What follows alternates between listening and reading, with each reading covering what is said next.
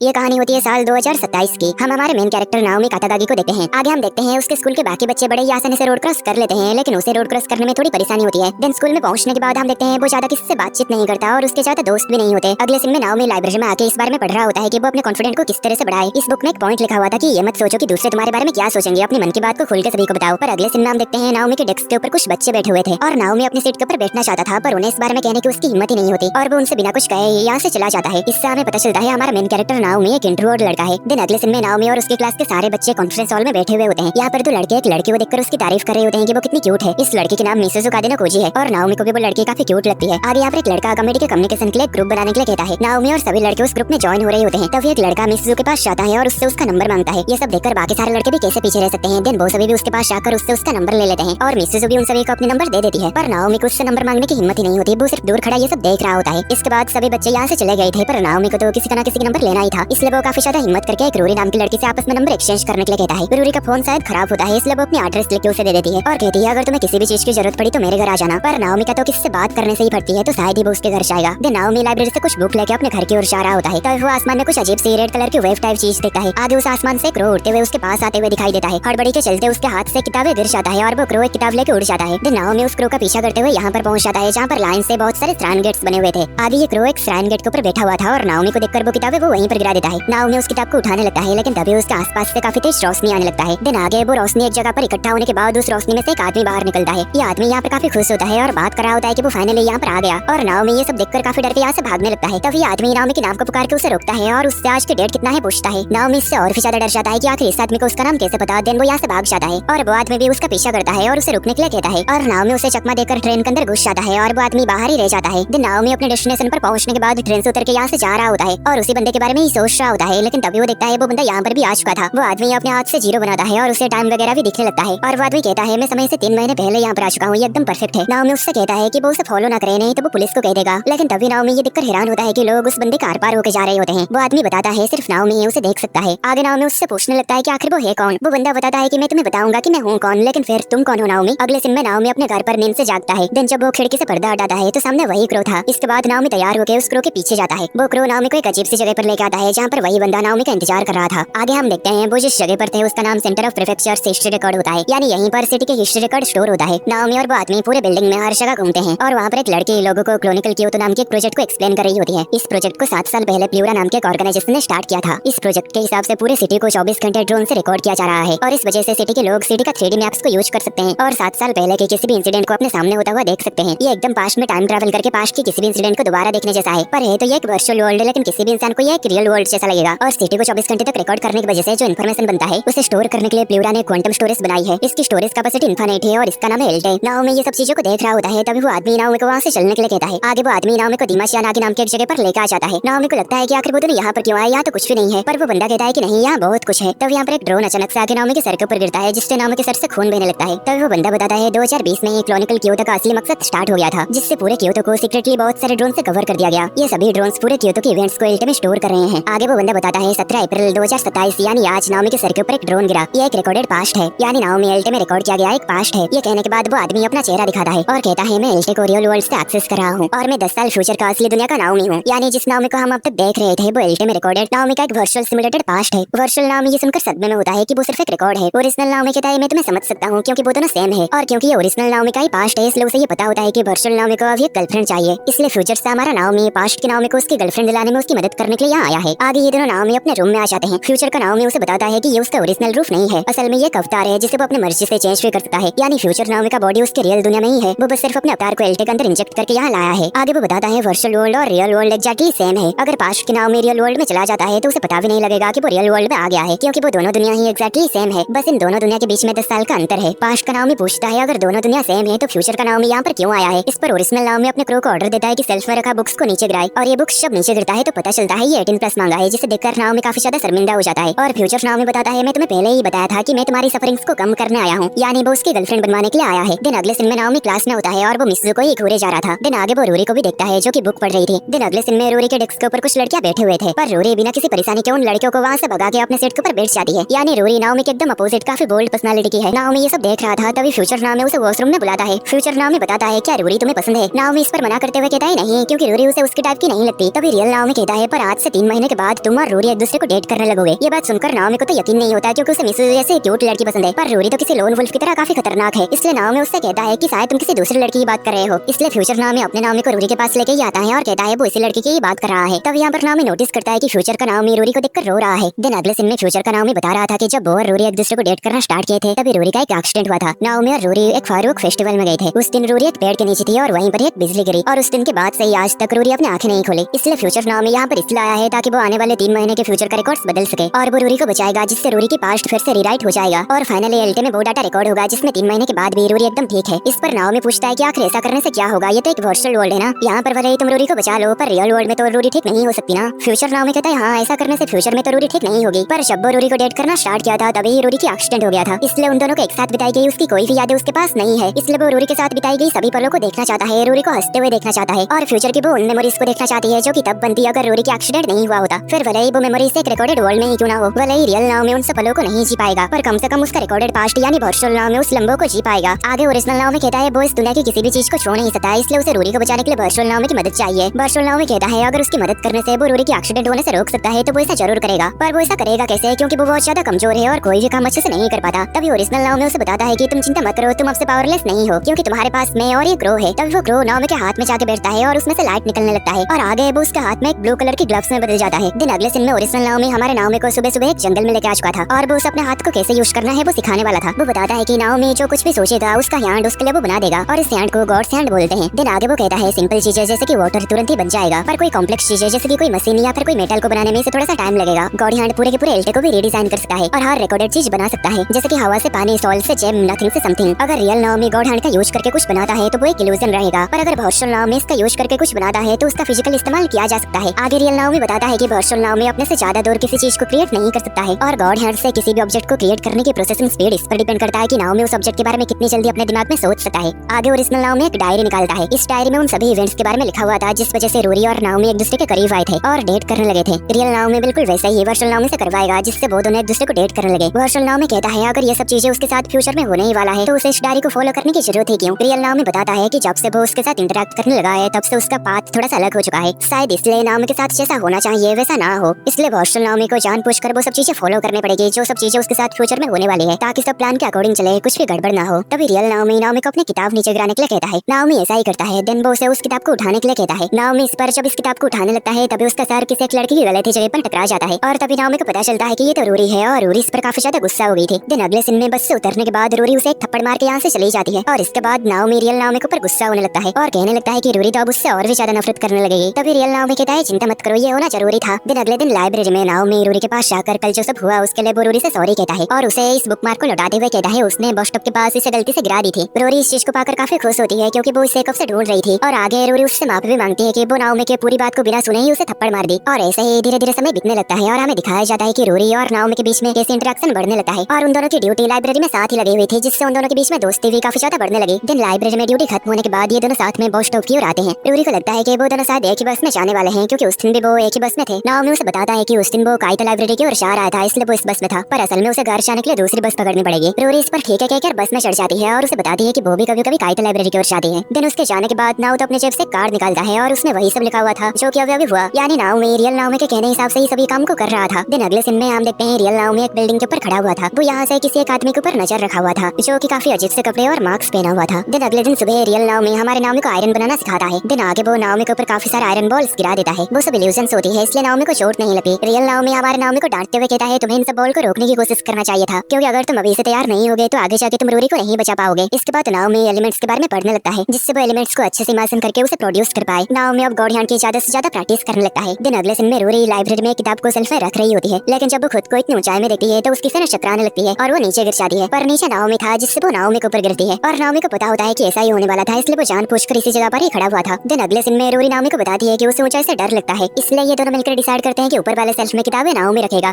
और नीचे वाले सेल्फ में किताबें रूरी रखेगी और ऐसे ही इन दोनों के बीच में काफी ज्यादा बातचीत होने लगती है और ये दोनों एक दूसरे के काफी करीब आने लगते हैं। दिन अगले दिन में नाओमी अपने रूम में होता है और काफी ज्यादा खुश होता है और रियल नाओमी बताता है अगर वो ऐसे ही करता रहा तो एक दिन वो दोनों एक दूसरे को डेट भी करने लगेंगे। दिन अगले दिन में हम नाओमी के घर के बाहर वही अजीब से मास्क पहने हुए आदमी को देखते हैं। अगले दिन लाइब्रेरी में सभी को बताया जाता है कि सेकंड हैंड बुक फेयर होने वाली है तो सभी को यूज्ड बुक्स कलेक्ट करनी है और उस दिन फेयर में सेल करनी है। दिन अगले दिन नाओमी और रूरी क्लास में एक बॉक्स रख देते हैं जिसमें हर कोई यूज्ड बुक्स डाल सके, लेकिन उसमें 2-3 स्टूडेंट ही अपनी बुक्स डालते हैं। नाओमी बताता है कि प्रेसिडेंट ने पहले ही कहा था कि ज्यादा उम्मीद ना रखने के लिए, पर रूरी कहती है हमें इतनी जल्दी हार नहीं मानना चाहिए। देन ये दोनों मिलकर सभी से बुक्स डोनेट करने के लिए रिक्वेस्ट करने लगे हैं, पर 3 दिन में सिर्फ 37 बुक्स ही कलेक्ट हो पाती है। प्रेसिडेंट उन्हें बताता है कि अगर कलेक्टर के पास खुद भी अगर कोई बुक्स हो तो वो भी उसे डोनेट कर सकता है। देन रूरी नाओमी को अपने घर में लेके आ जाती है और उसे सबसे ऊपर वाले कमरे में लेके आती है जहाँ पर बहुत सारी किताबें रखा हुआ था। रूरी बताती है कि उसके ग्रैंडफादर को बुक्स पढ़ने का काफी शौक था और वो उन सभी बुक्स को पढ़ा करते थे। रूरी आगे कहती है वो कुछ बुक्स यहाँ से दे सकती है। देन नाओमी और रूरी दोनों एक कार्ट में कुछ बुक्स डाल के इसे खींच के ले जा रहे होते हैं। इसके बाद एक जगह पर रुके दोनों पानी पीते हैं। रूरी यहाँ पर उससे पूछती है कि तुम्हें कैसी बुक्स पसंद है। नाओमी को समझ नहीं आता वो इस पर क्या जवाब दे, क्योंकि रियल नाओमी उसे इसका जवाब नहीं बताया था। तो वो कहता है उसे हर तरीके की बुक्स पसंद है। आगे रूरी बताती है कि उसे एडवेंचरस बुक ज्यादा पसंद है जिसमें मेन कैरेक्टर हार नहीं मानता है और आखिर तक लड़ता रहता है। और आगे वो कहती है उसे हार न मानने वाले लोग पसंद है और वो भी ठीक वैसा ही बनना चाहती है। ये सुनने के बाद नाओमी कहता है उसे साइफाई बुक्स ज्यादा पसंद है क्योंकि साइंस फिक्शन भी नॉर्मल लाइफ का ही एक्सटेंशन होता है। आगे नाओमी कहता है साइंस फिक्शन बुक पढ़ के उसे ऐसा महसूस होता है जैसे कि वो उसी स्टोरी का ही हिस्सा है। रूरी इस पर कहती है कि वो उसकी फीलिंग को समझ सकती है। रूरी को ऐसे स्माइल करते हुए देखकर नाओमी थोड़ा शर्माने लगता है। आगे नाओमी यहाँ से एक बुक उठा के पढ़ने लगता है तो इस पर रूरी कहती है अगर तुम्हें ये बुक पसंद है तो तुम इसे ले सकते हो। नाओमी इस पर कहता है कोई बात नहीं, जब इस बुक को फेयर में बेचा जाएगा तब वो इस बुक को खरीद लेगा। देन नाओमी और रूरी इन सब बुक्स को लेकर स्कूल में पहुंचते हैं और पूरे लाइब्रेरी कमेटी मिलकर उन सब बुक्स को स्कूल के साइकिल स्टैंड के पास रख देते हैं। लेकिन रात में वहाँ पर एक बल की वजह से वहाँ पर आग लग जाती है और सारे बुक्स जल जाती है और ये सब कुछ रियल नाओमी भी देख रहा होता है। और अगले दिन इसी वजह से सभी काफी ज्यादा दुखी होते हैं। और आगे यहाँ पर रियल नाओमी को कह रहा होता है ये फायर वाला इंसिडेंट भी उन दोनों को करीब लाने का एक काफी बड़ा नेसेसरी स्टेप था। ये सब जानकर नाओमी काफी ज्यादा गुस्सा होता है और कहता है अगर तुम्हें इस बारे में पहले से ही पता था तो तुम मुझे इस बारे में बताई क्यों नहीं, क्योंकि अगर ये बात उसे पहले से ही पता होता तो वो रूमी की बुक्स उस जगह पर कभी भी नहीं रखता। रियल नाओमी बताता है कि फिर कैंसिल हो गया था और रूरी डिप्रेस थी और उसी ने रूरी को कंफर्ट किया था और तभी वो दोनों और भी ज्यादा क्लोज आ गए थे। मतलब अभी वर्चुअल नाओमी को भी ऐसा ही करना चाहिए। नेक्स्ट हमें रात के 12 बजे का सीन दिखाया जाता है और नाओमी जल्दी से उठ के लाइब्रेरी चला जाता है और वहाँ के कुछ बुक्स को अपने गॉर्डियन की मदद से फिर से रिक्रिएट करने की कोशिश करता है। यानी नाओमी रियल नाओमी के पास्ट के हिसाब से ना चाहके अपना एक अलग ही पास्ट बना रहा था। वो रूरी को कंफर्ट करने के बदले उसकी चली हुई बुक्स को दोबारा बना के उसे खुश करना चाहता था। अगले दिन रूरी जब नाओमी से मिलती है तो वो देखती है नाओमी की हालत काफी ज्यादा खराब होती है क्योंकि वो सारी रात जाके उसके बुक्स बना रहा था। दिन आगे नाओमी इन सब बुक्स को रूरी को दे देता है और उससे झूठ कहता है कि ये सारे बुक्स कहीं और रखा हुआ था जिससे ये बुक्स जलने से बच गया और अब उनके पास 50 से भी ज्यादा बुक्स होती है। यानी अब वो लोग सेकंड हैंड बुक्स फेयर भी कर सकते हैं। रूरी काफी खुश होती है कि ये बुक्स नहीं चला है, लेकिन तभी नाओमी काफी थकने की वजह से वहीं पर गिर के सो जाता है और तभी रूरी उसे संभाल लेती है ताकि वो नीचे ना गिरे। और तभी यहाँ पर इन लोगों के क्लासमेट्स आ जाते हैं और इन दोनों को ऐसे देखकर सोचने लगते हैं कि इन दोनों के बीच में कुछ चल तो नहीं रहा। दिन आगे हम देखते हैं ये सभी भी अपने साथ कुछ बुक्स लेकर आए हुए होते हैं। दिन अगले सीन में हम देखते हैं बुक फेयर स्टार्ट होती है और मिजुनो फैंसी ड्रेस पहन के सभी को पैम्पलेट्स बांटने लगती है और रूमी एक जगह बैठी हुई होती है तो वो उसको भी अपने साथ खींच के ले जाती है। दिन अगले सीन में नाओमी को जब होश आता है तो वो अपने सामने रूरी को देखता है जो कि एक फैंसी ड्रेस पहनी हुई थी। रूरी उसे बताती है कि तुम काफी टायर्ड थे और बिल्कुल भी उठे ही नहीं। दिन आगे कहती है कमेटी ने मिलकर सारे बुक्स सेल कर दिए हैं। ये सुनकर नाओमी काफी ज्यादा खुश होता है। आगे रूरी उसके पास आती है और स्माइल करते हुए उसे थैंक यू कहती है। आगे नाओमी खुद को रोक नहीं पाता और शर्माते हुए उसे कह देता है कि वो उसे पसंद करता है। आगे रूरी ये सुनकर खड़ी होकर मुड़ जाती है जैसे कि वो ये सुनकर गुस्सा है, पर आगे कहती है डेटिंग अकेले नहीं किया जा सकता, इसलिए वो उसे डेट करने के लिए तैयार है। दिन आगे वो काफी ज्यादा शर्मा के भाग जाती है। अगले सीन में हम देखते हैं नाओमी अपने गॉड हैंड से प्लैनेट्स के भी मिनी मॉडल बना रहा होता है और वो एक छोटा सा सन भी बना लेता है। दिन आगे उस फेस्टिवल का दिन आ जाता है जिस दिन रूरी का एक्सीडेंट हुआ था और यहाँ पर रियल नाओमी को बता रहा होता है कि लाइटनिंग रात के 8:01 पर स्ट्राइक हुई थी। नाओमी इस पर कहता है कि वो जानबूझकर रूरी को फेस्टिवल के लिए इनवाइट नहीं किया है। अगर रूरी फेस्टिवल में ही नहीं आएगी तो लाइटनिंग उसके ऊपर गिरेगी ही कैसे। तभी रियल नाओमी कहता है पर फिर भी अगर कुछ भी हुआ तो उन्हें इसके लिए तैयार रहना चाहिए। वर्चुअल नाओमी एक स्पेक्स पहना हुआ था जिससे वो रियल नाओमी के साथ बात कर पा रहा था और रूरी यहाँ पर घर में बुक पढ़ रही होती है। तभी वर्चुअल नाओमी को वो वुल्फ मार्क्स वाला आदमी दिखता है। वर्चुअल नाओमी अगर स्पेक्स हटाता है तो वो आदमी उसे नहीं दिखा और वो जब स्पेक्स लगाता है तो वो आदमी उसे फिर से दिखने लगता है। रियल नाओमी बताता है कि वो लोग आ गए हैं। आगे वो बताता है ये एलटे के होमोस्टैटिक सिस्टम्स हैं और ये एलटे के हर रिकॉर्ड के ऊपर नजर रखते हैं और अगर कुछ गड़बड़ होता है तो ये उसे नॉर्मल स्टेट पर लाते हैं। आगे वर्चुअल नाओमी देखता है कि चारों तरफ से बहुत सारे होमोस्टैटिक्स आ रहे हैं। आगे रियल नाओमी उससे कहता है कि उसे रूरी को एक्सीडेंट टाइम तक बचाना होगा। आगे नाओमी अपने कुछ बुक्स को वेपन की तरह यूज करके उन बॉट्स को मारता है, लेकिन कुछ बॉट्स रूरी के कमरे के अंदर चले जाते हैं और रूरी का राउंड सर्कल बना लेते हैं और घर के बाहर भी ये बॉट्स नाओमी के चारों तरफ सर्कल बना चुके थे। ये बॉट्स उन दोनों को वहाँ पर टेलीपोर्ट कर देते हैं जहाँ पर फेस्टिवल हो रहा था, क्योंकि एलटे के रिकॉर्ड के हिसाब से उन दोनों को भी फेस्टिवल में होना चाहिए। तभी रियल नाओमी फेस्टिवल में पहुंचता है और नाओमी को बताता है जिस ब्रिज के ऊपर अभी वो दोनों है उसी ब्रिज के ऊपर ही लाइटनिंग स्ट्राइक हुई थी। दिन वर्चुअल नाओमी रूरी को वहाँ से लेके भागने लगा है, लेकिन तभी वहाँ पर कुछ अजीब सी टेप रूरी के पैर को वहाँ पर बांध के रख देती है और ब्रिज के दोनों तरफ से ही बॉट्स की आर्मी आ जाते हैं। रियल नाओमी हमारे नाओमी को कहता है कि अब समय आ चुका है कि तुम्हें अपनी पूरी ताकत का इस्तेमाल करना पड़ेगा। वर्चुअल नाओमी अपनी गॉड हैंड से एक बड़ी सी मेटल बॉल को क्रिएट करता है और क्योंकि इस तरीके की एक बड़ी चीज इस दुनिया में एग्जिस्ट नहीं करनी चाहिए थी तो इसलिए सारे बॉट्स उस बॉल के ऊपर चढ़ जाते हैं और उस बॉल को डिस्ट्रॉय करने लगते हैं। और ये बल जब पूरी तरीके से डिस्ट्रॉय हो जाता है तो फिर लाइटनिंग का भी टाइम हो जाता है और तभी वर्चुअल नाओमी एक छोटा सा ब्लैक होल क्रिएट कर देता है और जब लाइटनिंग स्ट्राइक होती है तो लाइटनिंग उस ब्लैक होल के अंदर चली जाती है और फाइनली नाओमी ने रूरी को बचा लिया है। नाओमी रूरी के पास आता है और काफी ज्यादा खुश होकर रूरी को अपने गले से लगा लेता है। वो कहता है वो कर दिखाया, उसने रूरी को बचा लिया। रूरी कुछ समझ नहीं पाती लेकिन खुश होती है और वो भी नाओमी के गले लग जाती है। तभी नाओमी शर्मा के उससे दूर होता है और उससे माफी मांगता है और अब ये दोनों एक दूसरे के साथ काफी ज्यादा टाइम स्पेंड करते हैं और अब ये दोनों एक दूसरे को किस करने वाले थे, लेकिन तभी वर्चुअल नाओमी के हाथ से गॉड हैंड वापस से क्रू बन के उड़ जाता है और एक जेली टाइप का चीज बनकर रूरी को चारों तरफ से अपने अंदर बंद कर देता है। रूरी और नाओमी ये देखकर काफी ज्यादा घबरा जाते हैं। तभी यहाँ पर रियल नाओमी आता है और कहता है ये सिचुएशन एकदम परफेक्ट है। अब रूरी का माइंड स्टेट एक्जैक्ट वही है जो एक्सीडेंट होने से पहले उसका था। इसके बाद आसमान में फिर से रेड वेव्स आ जाते हैं और रियल नाओमी रूरी को ऊपर उन रेड वेव्स के अंदर भेज देता है और वो खुद भी उसके साथ गायब हो जाता है। नेक्स्ट हम 10 सालों के बाद रूरी का सीन देते हैं जो कि कोमा से जाती है और रियल नाओमी यहाँ पर उसे होश में आए हुए देखकर उससे गले से लग जाता है। आगे हम देते हैं रियल नाओमी के पैरों में शायद कुछ हुआ है जिस वजह से वो लंगड़ाते हुए चल रहा होता है। आगे हमें पता चलता है उस लाइटनिंग वाले इंसिडेंट की वजह से रूरी कोमा में थी और उसकी सारी याददाश्त चली गई थी और रूरी को ठीक करने के लिए नाओमी के पास सिर्फ एक ही रास्ता था, वो एल्टे में स्टोर हुआ रूरी की मेमोरीज को रियल रूरी के माइंड के अंदर ट्रांसफर कर दे। इसलिए रियल नाओमी वर्चुअल नाओमी की मदद किया रूरी को लाइटनिंग स्ट्राइक वाले एक्सीडेंट तक जिंदा रखने के लिए। और जबकि लाइटनिंग स्ट्राइक के बाद तक भी रूरी इस दुनिया में जिंदा थी, वो रूरी की इस मेमोरीज को रियल वर्ल्ड में रूरी के माइंड के अंदर ट्रांसफर कर दिया, जिस वजह से रियल रूरी कोमा से ठीक हो पाई। यानी रियल नाओमी का प्लान वर्चुअल नाओमी से उसकी रूरी को चुरा के अपनी रूरी को ठीक करना था। दिन अगले सीन में यहाँ पर वर्चुअल नाओमी रूरी को खो देने की वजह से काफी ज्यादा दुखी होता है और क्या करे कुछ समझ नहीं पा रहा होता। आगे वो रूरी के घर जाने लगता है ये सोचकर कि रूरी वहाँ पर होगी, पर रूरी की पूरा घर एक रेड कलर के बैरियर से ढका हुआ था और यहाँ पर लिखा हुआ था कि ये जगह करप्टेड है, कोई भी इसका यूज ना करे। तभी वहाँ पर होम्योस्टैटिक फोर्स आ जाते हैं जिस वजह से नाओमी वहाँ से भाग जाता है। अगले सीन में रियल नाओमी एल्टे के मेन लैब के अंदर आता है। यहाँ पर सेंकू नाम का एक बंदा नाओमी को बताता है कि यहाँ पर रिकॉर्ड का एक हिस्सा करप्ट हो गया है, पर उन्हें इसका वजह नहीं पता और ये करप्टेड डेटा अपने आसपास के सारे डेटा को भी करप्ट कर रहा है, इसलिए हमें ये डेटा को ऑफ करके बाहर निकालना होगा और इसे रिपेयर करना होगा। आगे हमें रियल नाओमी के आईडी कार्ड से पता चलता है वो एल्टे का सिस्टम मैनेजमेंट का मेन डायरेक्टर है, इसी वजह से ही नाओमी एल्टे को एक्सेस करके उसके अंदर जा पाया था। अगले सीन में वर्चुअल नाओमी बॉट से बच के भाग रहा होता है और एक ट्रक के पीछे छुप जाता है। देन रियल नाओमी यहाँ पर कपड़े बदलते समय उसके पीठ के पीछे हम एक गहरे घाव को देखते हैं। आगे रियल नाओमी सोचने लगता है कि ये सब उसने शुरू कैसे किया था। रूरी का एक्सीडेंट होने के बाद मिजुनो और लाइब्रेरी कमेटी के बाकी मेंबर्स रियल नाओमी को कोयोतो लाइब्रेरी हिस्ट्री रिकॉर्ड सेंटर ले जाते हैं, जहाँ पर सेंकू एक प्रेजेंटेशन देता है। वो एक लगभग मरे हुए चूहे को एल्टे के डाटा को यूज करके उसे वापस से जिंदा कर देता है। तभी नाओमी के दिमाग में एक आइडिया आता है। नाओमी तब से रिसर्च में बहुत ज्यादा मेहनत करता है और आगे वो एल्टे के लाइब्रेरी में ज्वाइन हो जाता है। वहाँ पर वो सेंकू से अच्छे रिलेशन बना लेता है। दिन बाद में उसे रिसर्च में मेन डायरेक्टर का पोस्ट मिल जाता है। इसके बाद नाओमी बहुत बार रिकॉर्डेड वर्ल्ड में जाने की कोशिश करता है, लेकिन हर बार फेल हो जाता है और उनमें से किसी एक फेलियर की वजह से ही नाओमी के पेट में वो चोट आ गई थी और नाओमी के एक पैर भी खराब हो गई थी। नाओमी एल्टे के अंदर घुसने के लिए 9 बार से भी ज्यादा ट्राई किए थे, उसके बाद वो फाइनली जाके एल्टे के अंदर घुस पाया था। अगले सीन में रियल नाओमी रिकवरी स्टार्ट करता है। रिकॉर्डेड वर्ल्ड में बॉट्स रूरी के घर के आसपास की हर चीज को डिस्ट्रॉय करना शुरू कर देते हैं। रियल नाओमी कहता है रिकवरी से सारे बॉट्स करप्टेड डाटा को डिस्ट्रॉय करके फिर से उन डाटा को रिस्टार्ट करेंगे। अगले सीन में वर्चुअल नाओमी इन बॉट्स से बचते हुए रोड के ऊपर से जा रहा होता है। तभी उस रोड की ओरिएंटेशन चेंज हो जाती है और तभी वर्चुअल नाओमी एक पोल को पकड़ के उसके ऊपर चढ़ जाता है। वर्चुअल नाओमी देखता है कि स्काई में फिर से रेड वेव्स आ गए हैं और वो सभी चीजों को अपनी तरफ खींच रहे हैं। वर्चुअल नाओमी सोचता है कि अब वो मरने वाला है, लेकिन तभी वो रूरी के बारे में याद करने लगता है कि जब रियल नाओमी रूरी को लेके गया था तब वो भी इसी रेड वेव के जरिए गए थे। इसके बाद वर्चुअल नाओमी उस रेड वेव के अंदर जंप कर देता है और रेड वेव्स के अंदर घुसते ही वर्चुअल नाओमी के चारों तरफ पूरी तरीके से चेंज हो जाती है। दिन आगे नाओमी एक जगह पर आके रुक जाता है और यहाँ पर उसे एक वैसा ही क्रो मिलता है जैसा कि रियल नाओमी के पास था, पर ये क्रो बोल सकता था और ये क्रो नाओमी से बोलता है कि उसकी दुनिया खत्म नहीं हुई है, बस उसकी दुनिया रीसेट हो रही है। आगे वो क्रो कहता है वो उसके साथ है और वो रूरी को जरूर वापस ले जाएगा। वो नाओमी को 3 महीने से मेहनत करते हुए देख रहा है, इसलिए नाओमी पावरलेस नहीं है और आगे वो नाओमी के हाथ से जुड़ जाता है और इसी के साथ ही नाओमी को वापस से गॉड हैंड मिल जाता है। आगे वो क्रो नाओमी से कहता है क्या तुम्हें तुम्हारी गर्लफ्रेंड चाहिए? नाओमी काफी जोर से कहता है हाँ। दिन अगले सीन में रियल नाओमी रूरी को बताता है कि वो 10 सालों से कोमा में थी। दिन आगे वो रूरी को किस करने जा रहा होता है, लेकिन तभी रूरी उसे पीछे कर लेती है और कहती है वो उसकी नाओमी नहीं है। तभी यहाँ पर आसपास हर जगह बॉट्स आ जाते हैं और इन बॉट्स को देखकर रियल नाओमी हैरान होता है कि आखिर असली दुनिया में ये बॉट्स कहाँ से आ गए। सारे बॉट्स एल्टे से निकल के हॉस्पिटल की तरफ जाने लगते हैं। एक बॉट रियल नाओमी को गिरा देता है और उसे पकड़ लेता है और एक बॉट रूरी की गले दबाने लग जाती है। रियल नाओमी कहता है इसका मतलब ये दुनिया भी असली नहीं है,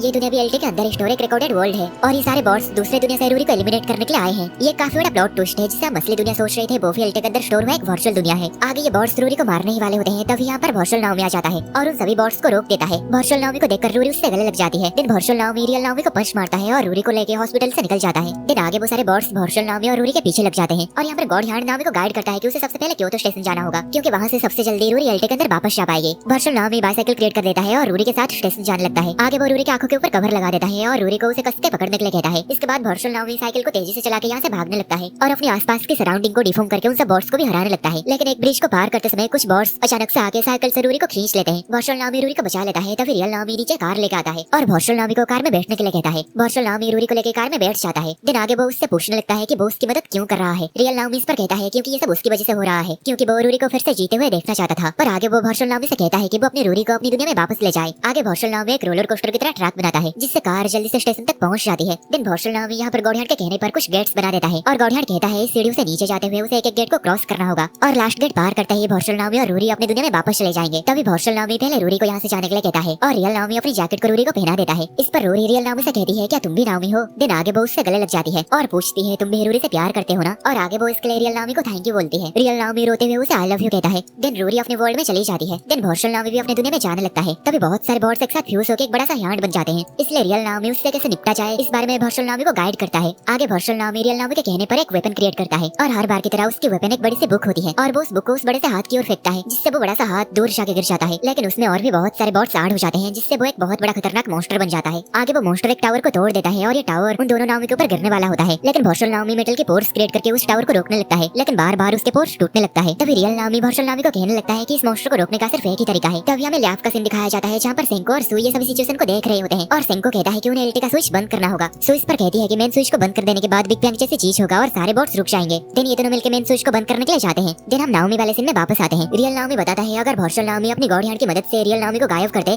तो ये सारे बॉट्स शांत हो जाएंगे, क्योंकि ये बॉट्स एक ही वर्ल्ड में दो आइडेंटिकल चीजें रहने नहीं देंगी। इसलिए रियल नाओमी या फिर भौशल नाओमी दोनों में से किसी एक का गायब होना जरूरी है। पर भौशल नाओमी उसे गायब करने से मना करता है और इस टावर को पूरी ताकत लगा के रोकने लगता है। लेकिन तभी ये मॉन्स्टर अपनी टेंटिकल बना के उसके ऊपर हमला कर देते हैं और वहाँ पर चारों तरफ धुआं धुआं हो जाता है। और धुआं हटने के बाद हम देखते हैं रियल नाओमी भौशल नाओमी को बचा लिया है और सारे टेंटिकल्स रियल नाओमी का आर पार हो गए हैं। और भौशल नाओमी ये देखकर उसके साथ बिताई गई सारे पलों को याद करने लगता है और आगे अपने गॉड हैंड से उसके साथ हैंडशेक करके उसे उसके दर्द से छुटकारा दे देता है। दूसरी ओर सेंको भी इस लिवर को खींच देता है और तभी एल्टे से काफी तेज रोशनी आने लगता है और हम देखते हैं कि भौशल नाओमी वापस अपनी दुनिया में चला जाता है। रूरी रोते हुए भौशल नाओमी के गले लग जाती है। आगे वो भौशल नाओमी से पूछती है कि अब वो दोनों अपने वर्ल्ड में वापस आ गए हैं। भौशल नाओमी कहता है हाँ, यही उन दोनों की असली दुनिया है। फिर हम एक हॉस्पिटल का सीन देखते हैं जहाँ पर कोई धीरे धीरे अपनी आंखें खोल के जागता है। पास में एक लड़की खड़ी हुई थी और वो कहती है फाइनली तुम्हें होश आ गया। और हम देखते हैं जो आंखें खोल रहा होता है वो और कोई नहीं, वो नाओमी होता है और उसके सामने रूरी होती है। नाओमी को होश में आता हुआ देखकर रूरी रोने लगती है और उसके गले लग जाती है। रूरी कहती है फाइनली उसने कर दिखाया। फाइनली नाओमी का माइंड और सोल उसके बॉडी से सिंक हो गए हैं और नाओमी को होश आता हुआ देखकर बाहर भी काफी सारे लोग होते हैं जो कि काफी ज्यादा खुश होते हैं। आगे हम देखते हैं ये सभी लोग मून पे होते हैं जहाँ पर कॉलोनी एस्टेब्लिश हो चुकी है और इतने में ही बहुत सारे सवालों के साथ ये मूवी खत्म हो जाती है।